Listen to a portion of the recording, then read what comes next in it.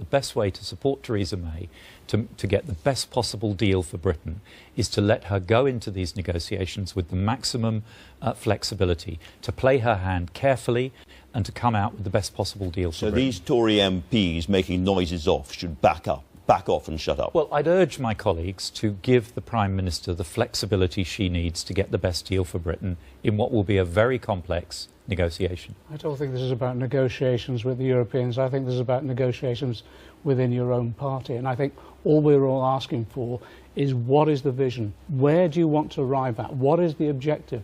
And you don't seem to set that. I listened to the interview. It's about as clear as mud. Even your own side are now saying, tell us where we're going. It isn't about giving away or negotiating. So, or to put it more gently, when will we know? When will we know?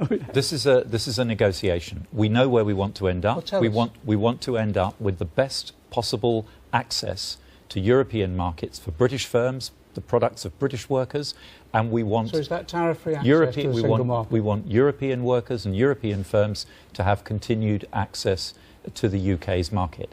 And I'm not going to set out any red lines around that. I'm prepared to see a wide-ranging discussion as we look at how to create a bespoke solution that will deliver the best possible outcome. You're not going to get that. Let me ask about something else we discussed earlier on, which is the benefit cuts area. Now, I know that you don't want to give a statement ahead of the autumn statement. Nevertheless, it would be a big blow to a lot of people who have been told by your government that they are the main priority if you didn't do something. Are you going to change direction? Well, Andrew, we've had to make some very difficult decisions to deal with the huge legacy that we've inherited from Labour, a massive deficit over 10% of our GDP. And over the last 30 years, our in-work benefit system costs have spiralled out of control. They've tripled over that period in real terms. And welfare spending has had to play a part in the fiscal consolidation, along with all other areas of government spending. We made a manifesto commitment to reduce welfare spending by £12 billion.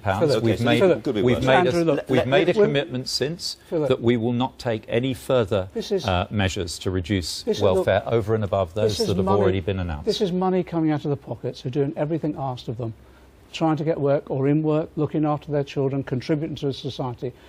I'll just ask you this question. Will you change direction? Because if you reverse the cuts to universal credits in full and the £30 a week cut to ESA, employment support lines to disabled people, you'll have my support. John, what I have not heard from you is where you would get the money from to do all these easy options. All these easy options. Well, let me tell you, I'd stop the tax giveaways on, for example, capital gains tax. I'd stop the tax giveaways to corporations.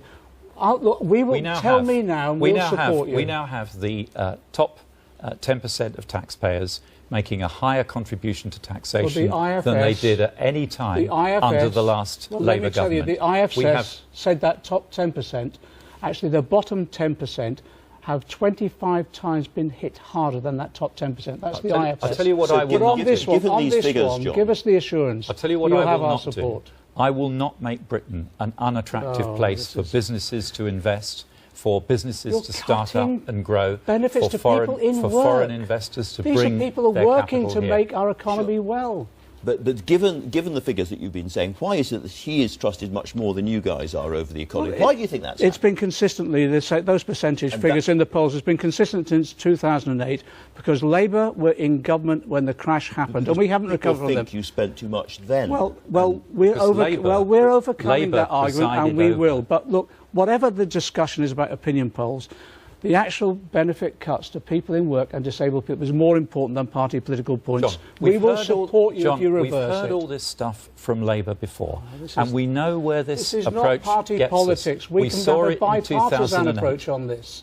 You don't have to harm these people who are working hard to get by. You don't have to harm disabled people in this way. It's easy to